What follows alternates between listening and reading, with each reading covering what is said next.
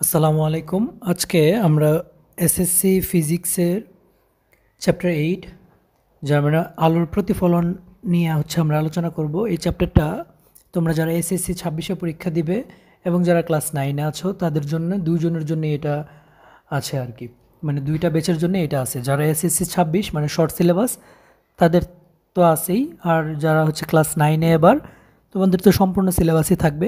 তো এই চ্যাপ্টারটা হচ্ছে তোমার ফিজিক্সের একটা আলাদা ডিপার্টমেন্ট। আমরা এই ফিজিক্স যে বইটা আছে এর মধ্যে কয়েকটা টাইপের অধ্যায় নিয়ে আমরা পড়াশোনা করি। যেমন প্রথম দিকে আমরা গতি পড়ি, তারপরে বল, এরপরে কাজ, ক্ষমতা, শক্তি। তো এইগুলো অনেকটা সিমিলার টপিক। এরপরে তোমার হচ্ছে এই যে আলোক বিজ্ঞান, যেটা এটা হচ্ছে আলোক বিজ্ঞানের প্রথম যে চ্যাপ্টারটা, আলোর প্রতিফলন। তো এটাতে হচ্ছে আমরা আলোর বেসিক কিছু বৈশিষ্ট্য সম্পর্কে জানবো এবং বিভিন্ন প্রকার আলোর প্রতিফলন কাকে বলে এবং এই রিলেটেড অনেকগুলো রাশি, এবং একদম শেষে এই চ্যাপ্টারের কিছু ম্যাথ করতে হয়, সিম্পল ম্যাথ। এই চ্যাপ্টারটা সবচেয়ে বেশি ইম্পর্ট্যান্ট হচ্ছে বিভিন্ন রকমের চিত্র এই চ্যাপ্টার থেকে আসে। তো আমরা খুবই ভালো করে খেয়াল করে এই চ্যাপ্টারটা শুরু থেকে সম্পূর্ণ শেষ করার চেষ্টা করব। তো তোমরা যারা আছো আমাদের সাথে যুক্ত তাদের সবাইকে ধন্যবাদ এবং welcome to edu live academy. তোমরা হচ্ছে আমাদের এই ভিডিওটার মাঝখানে মানে হচ্ছে ডেসক্রিপশন বক্সে তোমরা হচ্ছে তো এই ফাইল, তারপর হচ্ছে নোটস, তারপর আমাদের ফেসবুক গ্রুপের লিঙ্ক এগুলো পেয়ে যাবে, সেগুলোতে যুক্ত থাকবে। আশা করি সেগুলো তোমাদেরকে অনেক হেল্প করবে ইনশাল্লাহ। তো একদম শুরুতেই আমরা আলোর প্রতিফলন কি সেটা সম্পর্কে জানার চেষ্টা করব। আলোর প্রতিফলন বলতে বোঝায়, প্রতিফলন শব্দটার অর্থ হচ্ছে এইরকম যে কোথাও বাধা পেয়ে ফিরে আসা, বাধা পেয়ে ফিরে আসা, ঠিক আছে, ফিরে আসা, এটাই হচ্ছে মূলত প্রতিফলন। তো আলোর একটা বৈশিষ্ট্য হচ্ছে, আচ্ছা আলোর দুইটা বৈশিষ্ট্য, তিনটা বৈশিষ্ট্য আমরা সবসময় মনে রাখবো। একটা হচ্ছে আলো তড়িৎচুম্বক তরঙ্গ, এগুলো হচ্ছে নোট করে নিবে। আলো তড়িৎচুম্বক তরঙ্গ। তড়িৎচুম্বক তরঙ্গ বলতে আসলে কি বোঝায়? তড়িৎচুম্বক তরঙ্গ বলতে বোঝায় যাদের চলাচলের জন্য চলাচলের জন্য মাধ্যম প্রয়োজন হয় না, মাধ্যম প্রয়োজন হয় না। এটা হচ্ছে আলো হচ্ছে এক রকমের তড়িৎচুম্বক তরঙ্গ। আচ্ছা, এটা একটা কথা।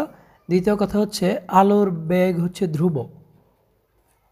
আলোর বেগ ধ্রুব মানে সব জায়গায় এটার বেগ সেম, যেটা হচ্ছে তোমার 3 × 10⁸, সেটা শূন্য মাধ্যমে হোক বা অন্য যে কোনো জায়গায় আলো সবসময় এই বেগে চলে। কিছু কিছু ক্ষেত্রে একটু বৃদ্ধি বা হ্রাস পায় মাধ্যম অনুযায়ী, সেগুলো আমরা দেখব। তবে এটা ধ্রুব, অনেকটা সব জায়গায় একই রকমের বেগ পাবো আমরা।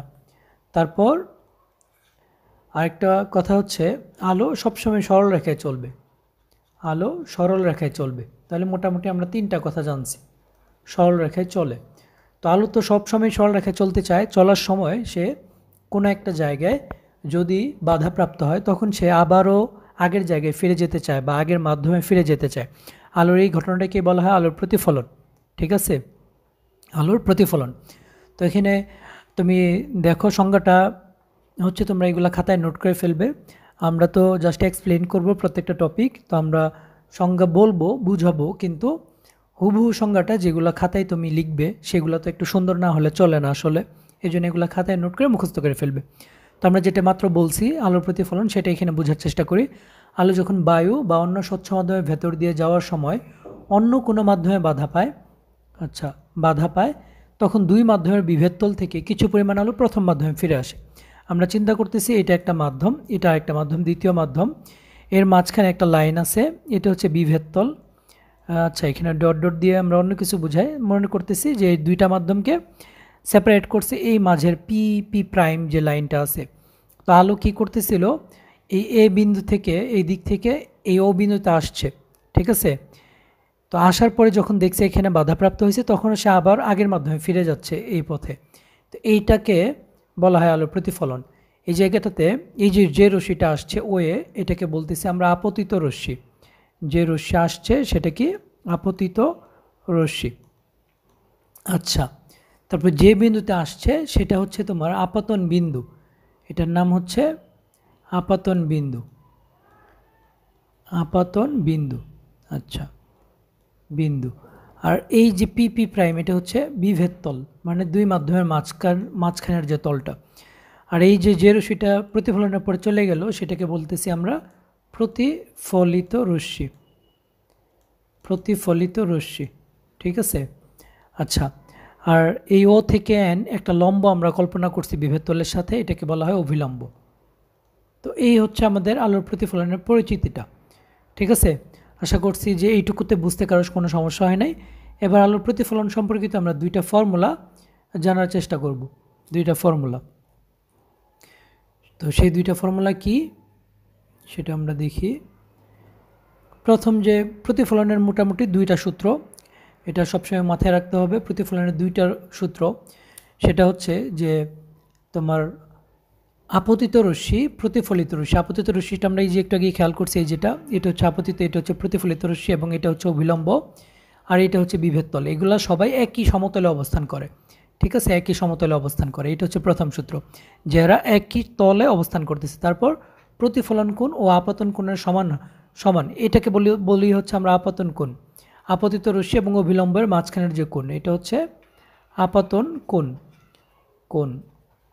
আচ্ছা, আর এটা হচ্ছে প্রতিফলন কোণ, এটা হচ্ছে প্রতিফলন কোণ। তো এটা হচ্ছে আমাদেরকে মনে রাখতে হবে, এই দুইটা সবসময় সমান হবে। আচ্ছা, ঠিক আছে।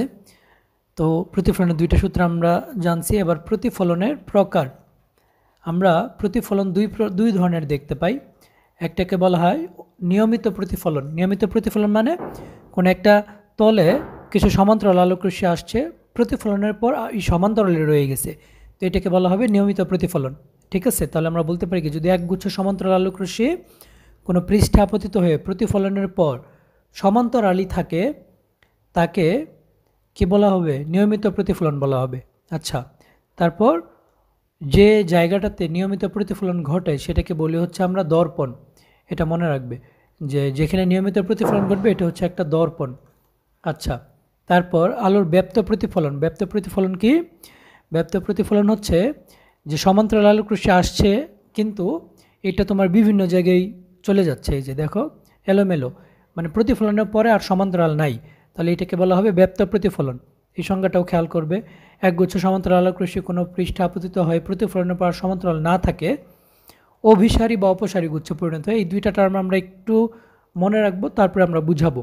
আচ্ছা, তারপর এখানে আমরা একটু ক্লিয়ার করে বলে দিই। অভিসারী মানে হচ্ছে মিলিত হওয়া, অভিসারী মানে হচ্ছে মিলিত হওয়া, আর অপসারী মানে হচ্ছে ছড়িয়ে যাওয়া। তবে এই মিলিত হওয়ার বেলায় প্রত্যেকেই সমান পয়েন্টে মিলিত হবে। যেমন এই যে এখানে আমরা একটু খেয়াল করি, দেখো যে এই পয়েন্টে মিলিত হচ্ছে, এটাকে বলা হয় অভিসারী। এগুলো দর্পণ, বিভিন্ন রকমের দর্পণে দেখা যায়, এটা আমরা পরে বুঝবো। আর অপসারী মানে হচ্ছে ছড়িয়ে যাওয়া। তো ছড়িয়ে যাবে কিভাবে? যেমন এই যে এরকম দেখো, একটা আলোকরশ্মি এসে এইদিকে চলে গেছে, আরেকটা আলোকরশ্মি সমান্তরাল আসছিল কিন্তু এইদিকে চলে গেছে, ছড়াই গেছে না, এটা একটা নির্দিষ্ট পরিমাপে তারা ছড়াবে। কিন্তু এখানে দেখো প্রতিফলনের পরে কোনো নির্দিষ্ট নিয়ম মানছে, এক একজন এক এক দিকে চলে গেছে, এটাকে বলা হবে ব্যাপ্ত প্রতিফলন। তো প্রতিফলনের প্রকার, প্রতিফলনের সূত্র এবং প্রতিফলন কাকে বলে, এই জিনিসগুলো আমরা দেখছি।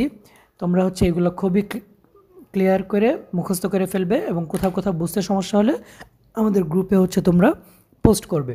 তো আজকের ক্লাসটা এই পর্যন্তই। আমরা আগামী ক্লাসে পরবর্তী টপিক নিয়ে আলোচনা করব। ততদিন পর্যন্ত তোমরা সবাই ভালো থাকবে।